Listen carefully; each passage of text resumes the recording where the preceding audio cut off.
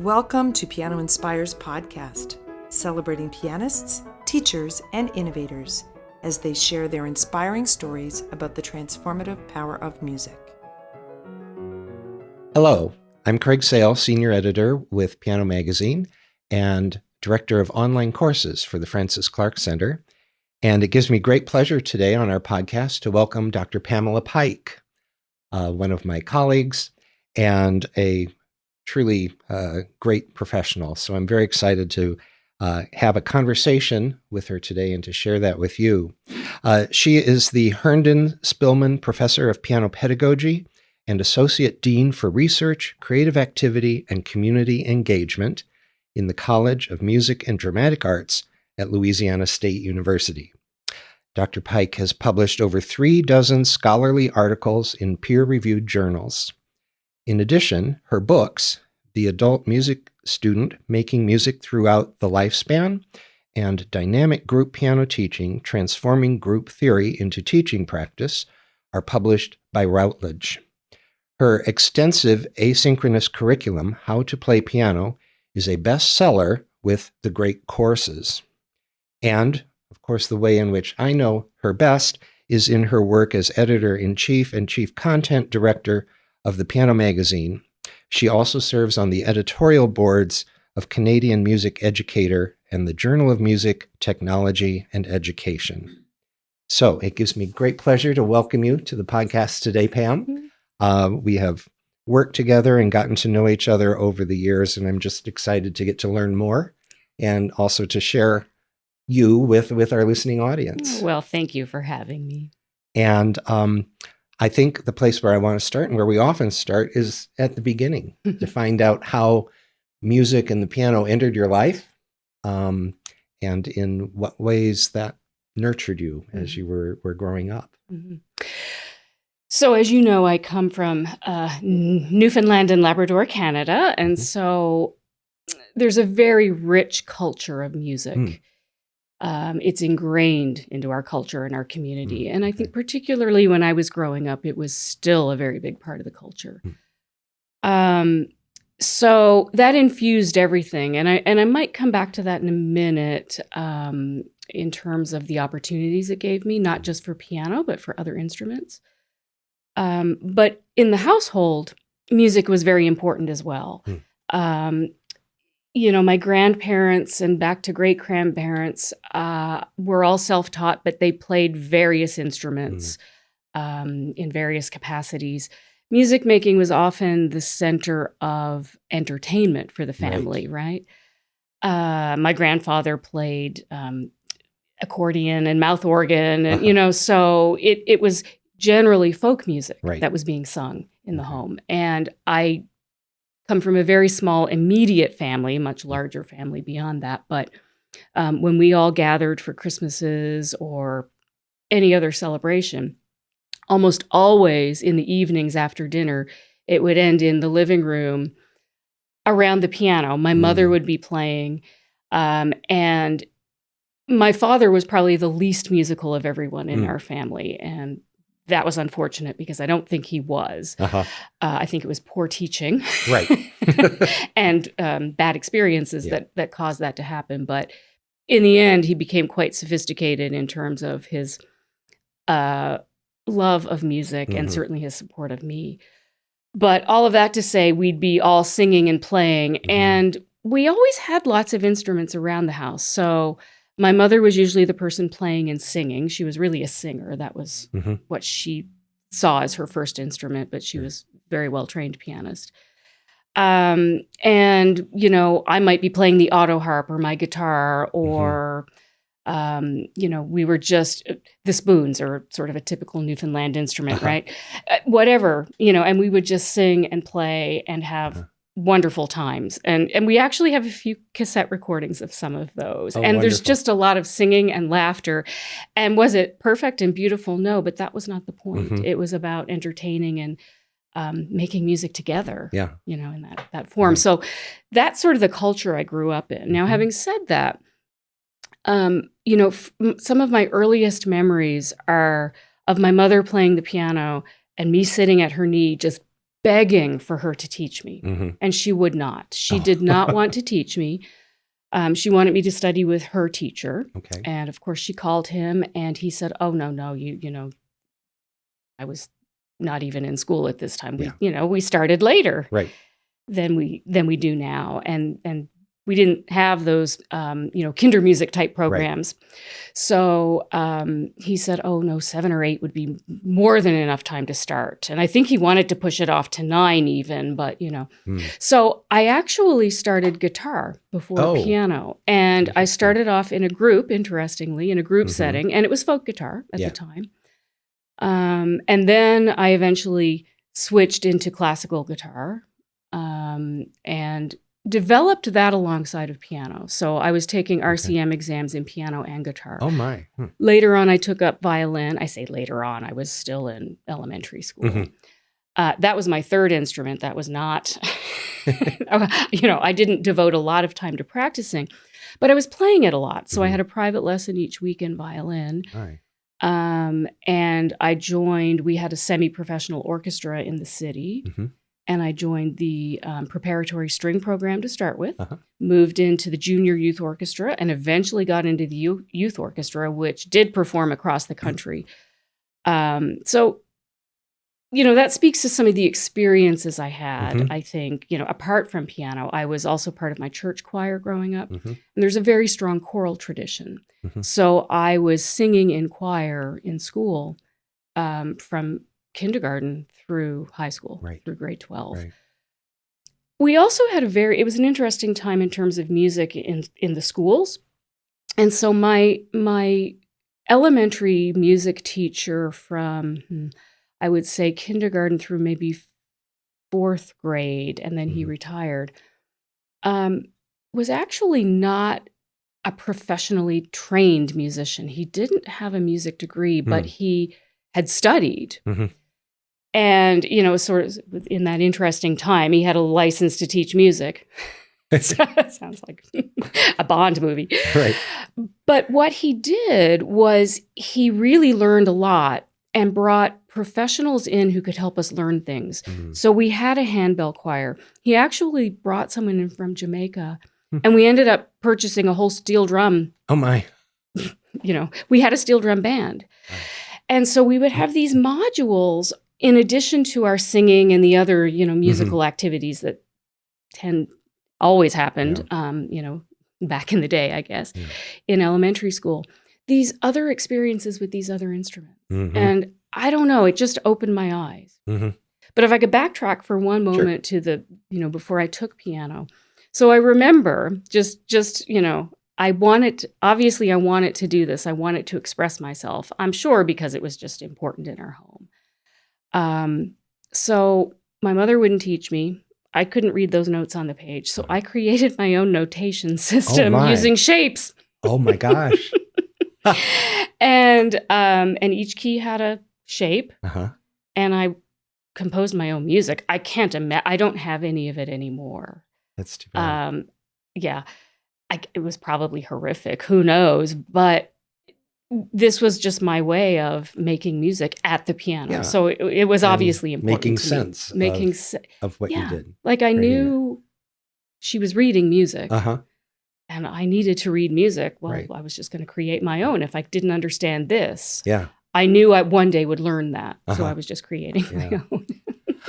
I'm struck with the importance of community in music making at an early age. And I mean, obviously that was a formative thing for you, but especially considering your later work in group teaching and the group experience of music. Have you been aware of that? No, I've only recently started thinking about that, actually. I didn't actually experience group teaching till I went to university, and I was put in one of those, keyboard labs. The organ teacher was teaching it. And it really was keyboard theory. And I happened to be in there with a lot of the guitar students and a few other people. And all the pianists had to take it. And it was hard. It was hard. We were you did the same thing, score reading. And I mean, early on, like you just had to have a certain level of piano skills. and somehow there wasn't instruction. We were in a lab, but there was no Yeah. group work. It was individual. And then you still had to practice on the outside. So then when I was doing my master's program, I didn't have an assistantship, but the music ed faculty recognized my ability to teach. And when they would be at an MENC conference or whatnot, they would have me teach their group piano classes. And I fell in love. Oh. And that's when I started doing more research. So now I've skipped way ahead. But no, I hadn't really considered that. But the identity piece I had, because I was known as a musician in my school. Right. That was celebrated in my school. I was celebrated as a performer. And that's how I thought of myself, which is how many people think about themselves when they start university. And within our youth orchestra, I would say half of I was in a French immersion class in junior high and high school. And about half of us were in that orchestra. Many of us went on to become professional musicians, actually, as it turned out. So obviously there was something in the water in those years. But, we would walk to orchestra together, and they were on their primary instruments, most of them. Right. A good friend of mine who's a fabulous pianist, researcher in performance anxiety, she was in the trumpet section. I was in the violin section. So, we did branch out. But I think that identity formation as a musician was really solidified early on. Right. And that was because of the community. Yeah. And we supported each other. Right. It wasn't an isolated musician. No. But one in a group, in a community. I didn't realize piano was a lonely instrument till I got to university. Yeah. Because I think that music making with others, that need was being met in my other instruments. Yes. And in so many ways. Yeah. So let's talk about the early piano study. Any landmarks or challenges through that pre-college time? No, I took to it quite well. Yeah, I loved it. My very first teacher was my mother's teacher. He eventually relented and took me on a little early, and I whizzed through the books, Lila Fletcher. Yeah. And very quickly, and I was doing RCM exams immediately, it was. So I moved into repertoire quite early. Okay. Unfortunately, he was also an organist at the big Anglican church in our city. And so, and there are many stories I could tell that have nothing to do with music, but memories. But he was older, but not that old, probably in his 60s. He, to me, was very much this grandfatherly figure. He didn't really push me, but he did. The technique had to be good, but and the reason it was because my mother would practice with me at home. Oh, sure. And she had great ways. I mean, there were puppets, there were all kinds of things, to keep it jovial, because she knew that I was a very determined person. I was, like many of our very talented, I'm not saying I was talented, but many of our talented piano students, they're good at lots of things. And I was good in school. I was, things weren't hard for me. Right.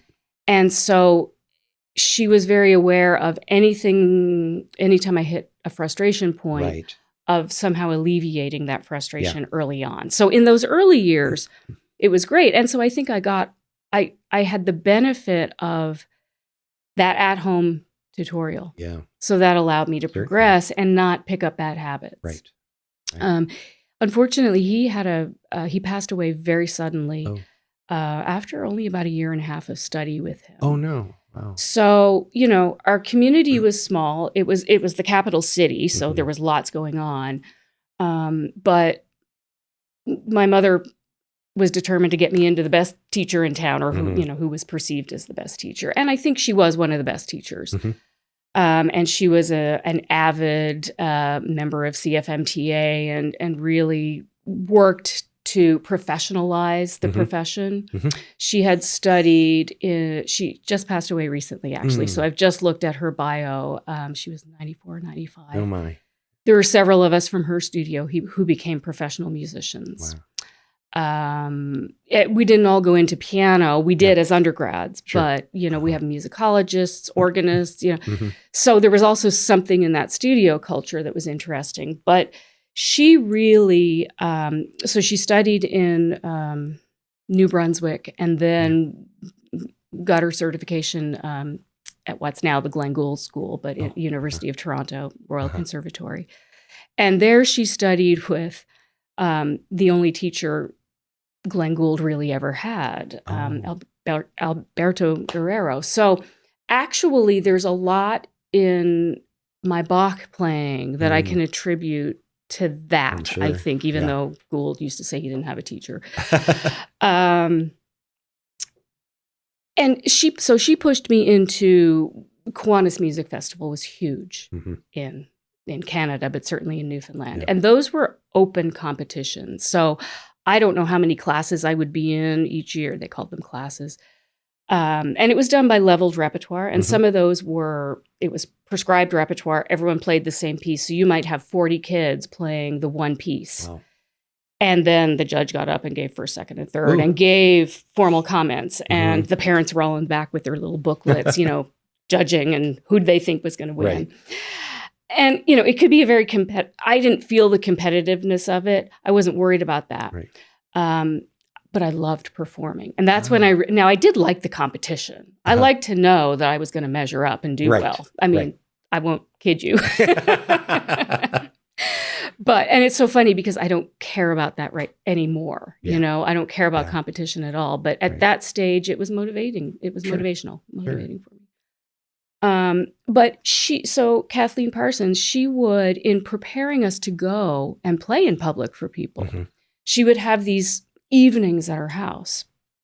And, she had a lot of students and she'd have different evenings. And I was always the youngest with the older students somehow. And I did tend to play in our junior Rose Bowl and senior Rose Bowl. Oh. And those were, you did concert groups. So you did 3 pieces. It was more like a mini recital you did, which was nice because they were contrasting, but they had to. So she would invite a group of her friends in, and then she would serve tea and pastries and such at the end. But she had this big, long house that she could open up. So the piano was in the upstairs. We had our lessons in the basement, but the piano, we got to play on the grand piano for these. And the students would all sit over to the side, sort of in like what used to be the entry area.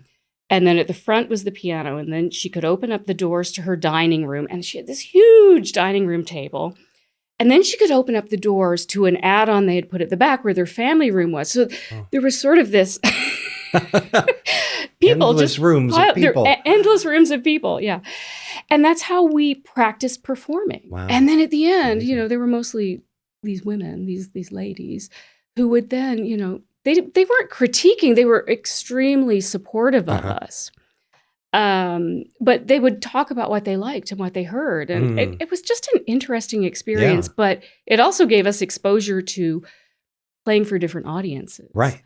One thing stands out, and I was there one night, and there were just 4 of us, and there were, the other 3 were, I'd say, 4 or 5 years older than me. I'm still in close touch with one of them, because he went on and, became a musicologist. But one of the ladies asked, now, do any of these students want to become, go to music school?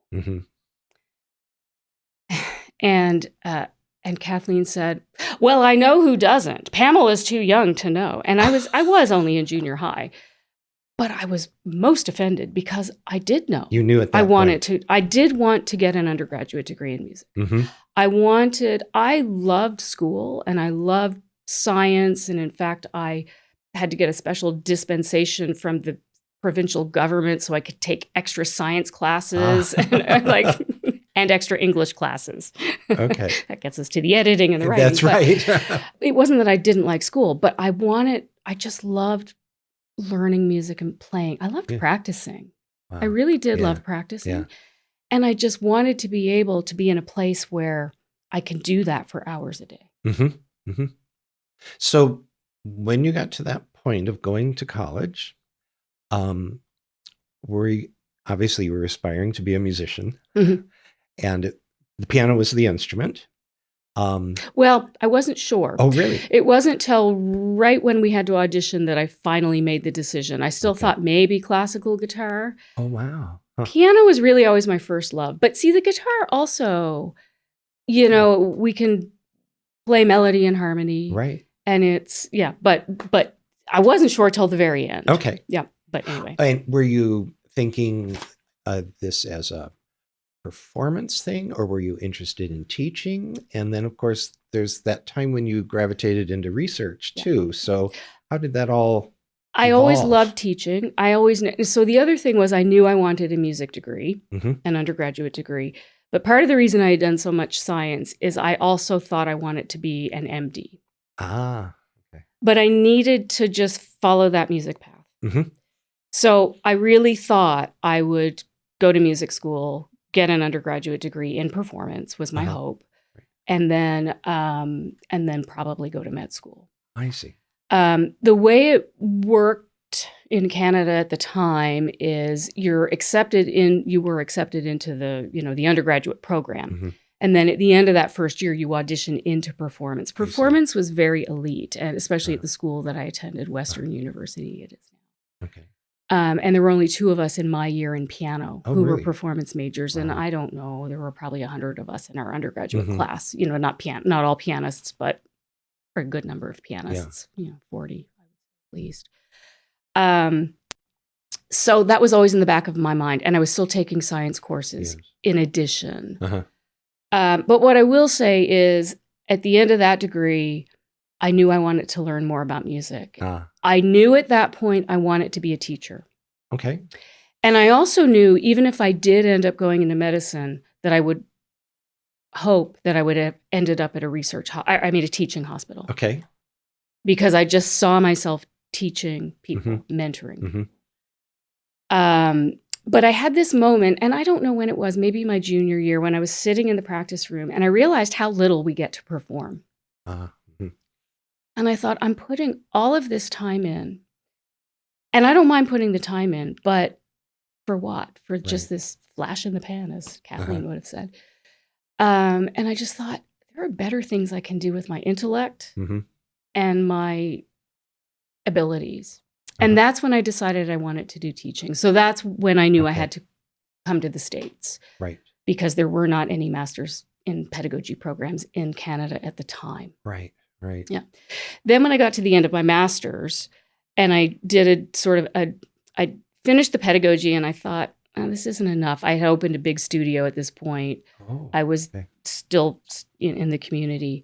But then I did the equivalent, you can't get 2 MM degrees, but I did the equivalent of a music history degree. Okay. Because I liked that intellectual stimulation and that sort of historical research kind of thing and wrote a thesis. And then I still wasn't done. I knew I needed to go further. I needed to follow music to the end of the road, and the end of the road was a PhD for me because it was in teaching. And within my first year of being at Oklahoma, it was a very intense program at the time. I was there with top people, both faculty and students, and it was my first couple of months, and I realized I have to decide now. I either finish this degree and I'm a musician for the rest of my life, or I get out now. And because I had taken the MCAT at the end of my master's degree. So I apply for med schools and see what happens. And I just knew I was studying with such exceptional people, and I was just learning how to teach piano. That made the choice. Yeah. Wow. So was it during your PhD studies, or was it a PhD program you said? Okay. Was it during that time that research started calling you? Well, I was in a PhD program, so I knew I was going to have to do research. Probably, I think it's part of the reason I did the music history degree. Although I enjoyed that kind of research, but I didn't see how, because the idea of trolling through archives and all that stuff. That excites me, yes. Right. But when I got to OU, and it was a very different time there, but I realized, and I didn't have the research mentors. I did for the first few years, but I didn't when I was working on my dissertation because there had been a big turnover in the music education faculty. I see. And so I was really on my own for a lot of it. Mm. Fortunately, I had done a number of cognitive psychology classes, so I did have a mentor there Mm-hmm. who could answer questions. But it was, but that's where I realized I want to do empirical research. Mm-hmm. But it's also where I realized I wanted to do qualitative research because I'm an only child. I've spent a lot of my time around adults. And for a lot of that, when I was younger, we really weren't meant to be part of adult conversations. But I was there and I was listening. Sure. I've always been an observer. And I'm very interested in the stories that people have to tell. Yeah. And so that just lent itself, to qualitative research. I mean, I do a little quantitative, but only in support of the qualitative work I'm doing. Right. Right. So yeah, it was there. Yeah. So then you finish and you're... I finished, before I finished, the year I was writing my dissertation, I moved to Vermont and I took a part-time job teaching music in a K through 6 school. Mm-hmm. It gave me tremendous experience and it gave me some street cred for the classes I ended up teaching at LSU, where I'm working with music educators and explaining how they're going to use the piano in their teaching. And I also taught at a big community music school up there. So I was teaching pre-college students and some adult students, even though adult teaching was my area of expertise at that point. I'd been kinder music certified by that point too, so I was working with little ones. I mean, I really do love working from cradle to grave. But that was the school that had a number of it had summer camps with children, and so I was assistant director of that. But it had the adult piano camps that Noah Adams wrote about in his book Piano Lessons. And so we had these wonderful adult hobbyists who would come in from across the country. And I got to teach at those as well. So it was a very difficult year because I was writing up my research. I was basically teaching 3 jobs. And it made me realize that higher ed was where I wanted to be. Okay. I did not want to be in the public school classroom. And so then my first job was in Arkansas, University of Arkansas, Little Rock. And I was there for 7 years. I earned tenure there. I was very successful, I think, by all intents and purposes. It allowed me to do a lot of my research that developed from my dissertation with third age students and to really set up a program that still runs to this day. Wonderful. But the research was not as important there. I was doing a lot more teaching. It was a research-intensive university, but not an R1. I really want it to be at an R1. Yeah. And when the LSU position opened up, I jumped at it. Right. Even though I gave up tenure, I gave up rank. Yeah. It was risky, but I knew I could do it. Knew I could do it. Yeah. And then that's where the research flourished for me because I had a little more time to do it. Yeah. And it was valued. It was valued in a different way. Yeah. And I do want to interject one thing, which I have always admired about your work is that although there's all this research and writing going on and higher ed, you've always tried to keep teaching and have a studio of some sort going, which I think is important for those who don't know you to realize, because that's what I believe grounds us in the work that we do. Well, philosophically, I cannot teach pedagogy if I am still not teaching young children. Exactly. I agree.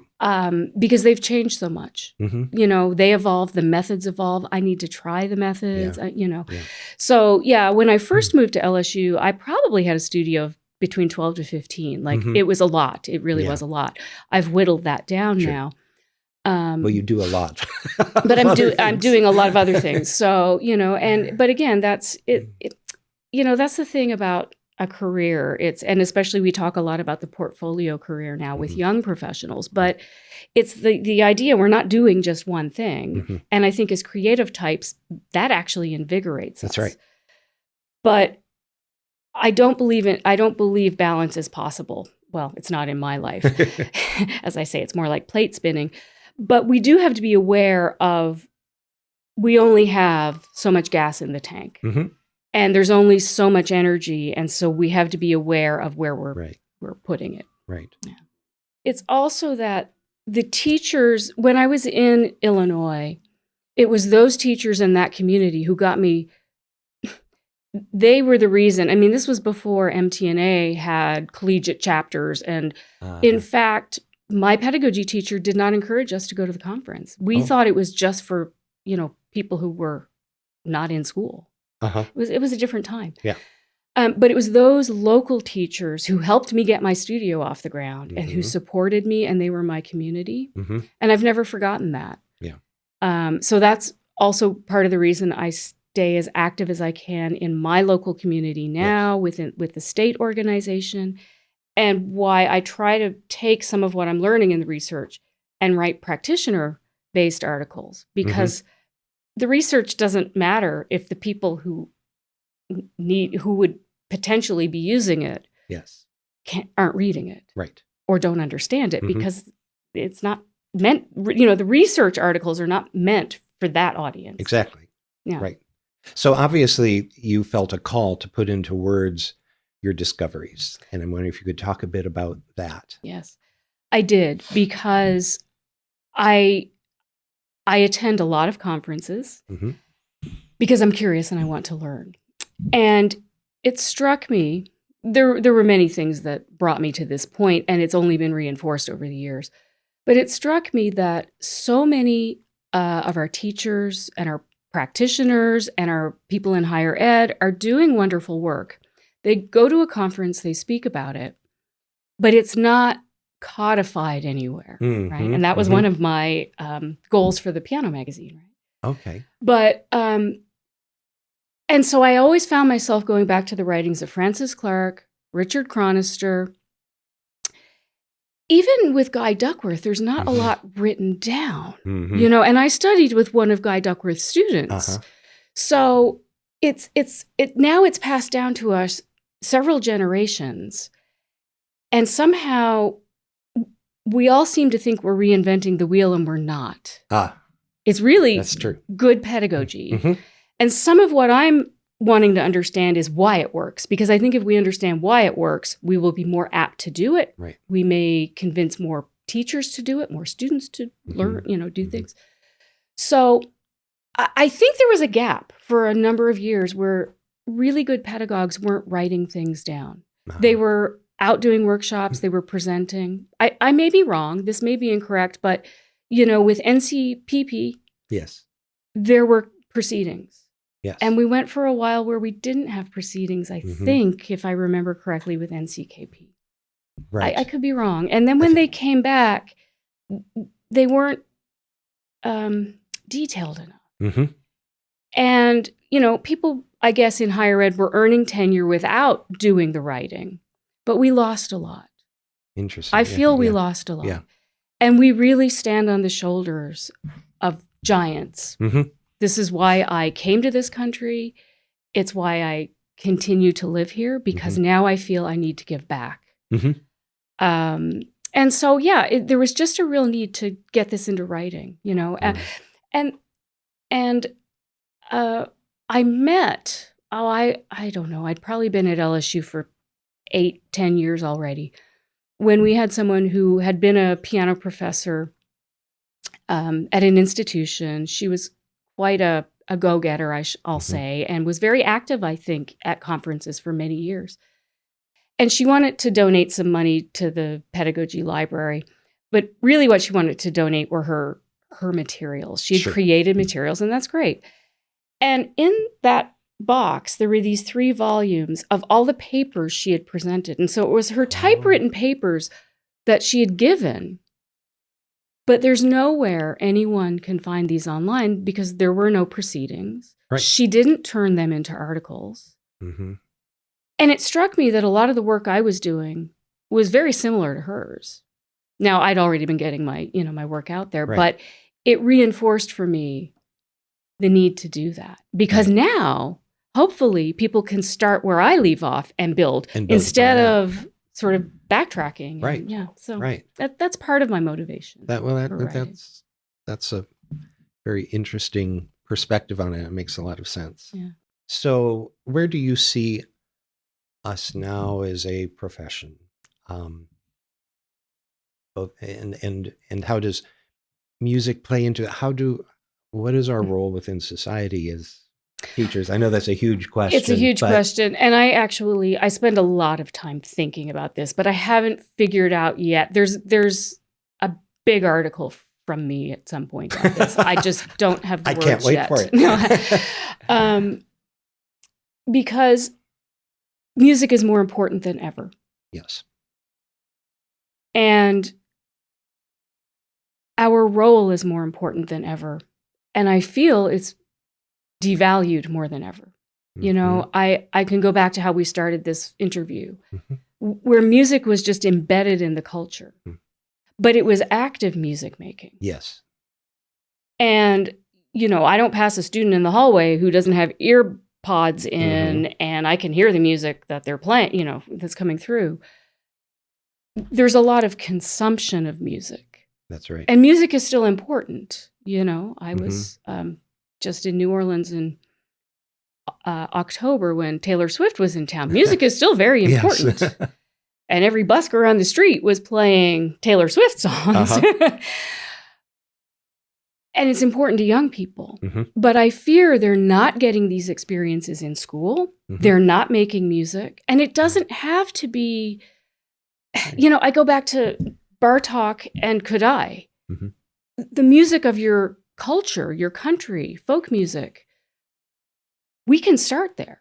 Yes. I have a student now who's working on her dissertation, and there's lots of research on this too, about informal music learning, but also, the name's escaping me now, of course, but Lucy Green has done a lot of work in the UK on how you set students up on even more popular, instruments to create popular music in groups. Yes. It's done in group, it's done in community. Yeah. And they learn much more than music. But there's this beautiful musical outcome at the end. And so this is what my student Eden Brown is working on now. And she's a very experienced teacher, but she's taking keyboards into a middle school. And she's looking at middle school because that is an age that's severely underserved. Exactly. We believe, in piano. And so piano's the key, and she is a classically trained pianist, a very fine teacher. So there has to be a level of technical skill that's being developed, but she's coming at it through the music that the students know. Right. They have choice in the music they're learning. And because they're doing this in group, they, and right now it's 3 keyboards that are set up on a stage where they, allow her to work with them after school 2 days a week. Right. But, I just met with those students a couple of weeks ago, and it's profound, the experience for them. Yeah.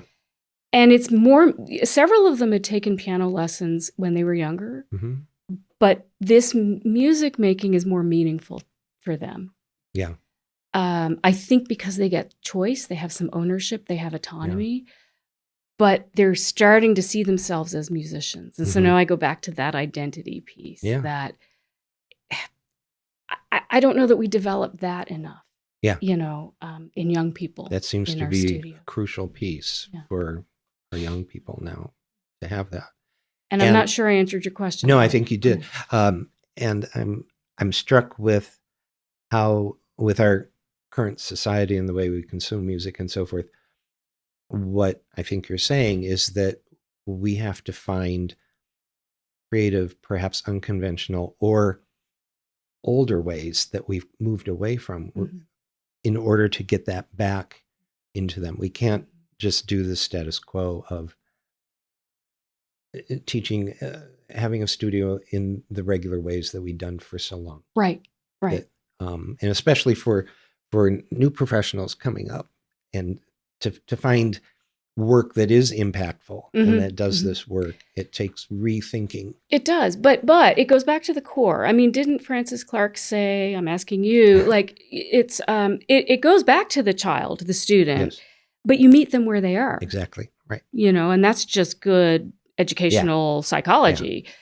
And you have to meet them in this current world. Exactly. Yeah. And then some of them will discover this is a great passion, or Right. it can be a great outlet for them, Yeah. or it's something they want to spend their time on.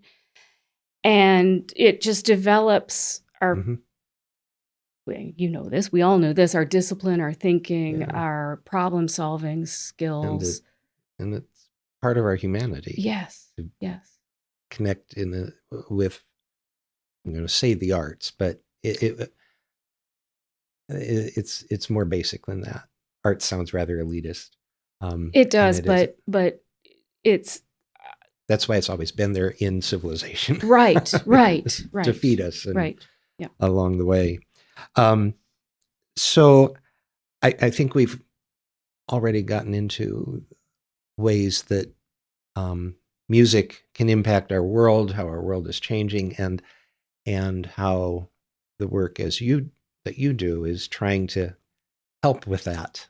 And it's, I think, fascinating to hear your perspective, because it's just so informed, and there's perhaps a formality to how you want to express it, but that formality is essential for it to be there and to continue.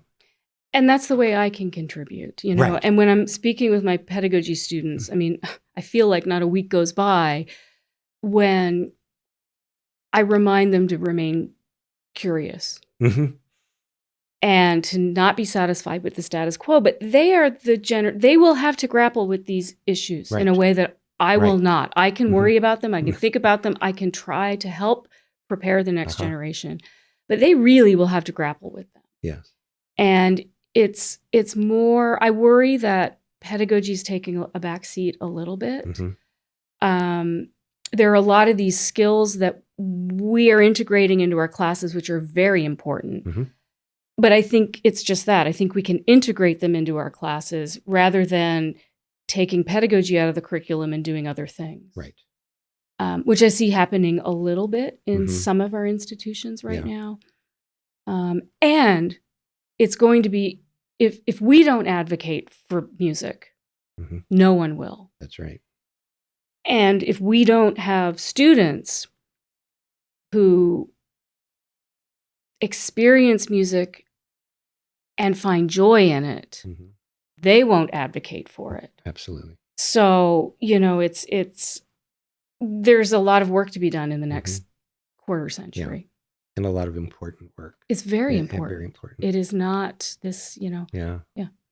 So we generally close our interviews with the same question for everybody. So because I know that, I've thought about it. You have thought about that. That's good. And that question, as you know, is how does piano inspire you? Yeah. And this goes back to the sort of more global question, and I didn't answer it fully because I wanted to answer it now.